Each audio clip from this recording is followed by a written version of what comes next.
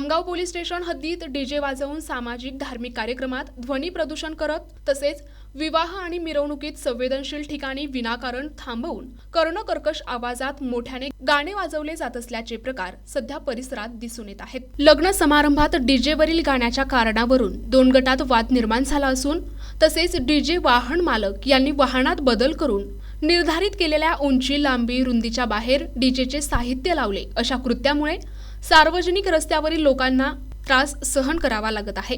कर्णकर्कश आवाजामुळे नागरिकांच्या तक्रारी येत असून त्या अनुषंगाने रात्रीच्या सुमारास पोलीस आमगाव टाउन परिसरात पेट्रोलिंग करत असताना गांधी चौकात टाटा कंपनीच्या वाहनाला मॉडिफाय करून डीजेचे साहित्य बसवले असून चालकाजवळ वाहनाबद्दल कोणतेही कागदपत्र नसल्याचे आढळून आले।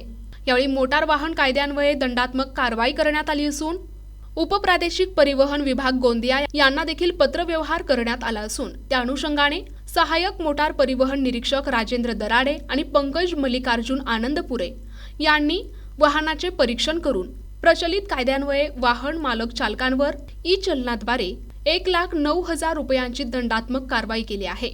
यावेळी नागरिकांना प्रशासनामार्फत आवाहन करण्यात आले की त्यांनी पारंपरिक वाद्याचा जास्तीत जास्त वापर करून ध्वनी प्रदूषणावर आळा घालण्यात यावा। प्रतिनिधी राधा किसन सुटे, NTV न्यूज मराठी, गोंदिया।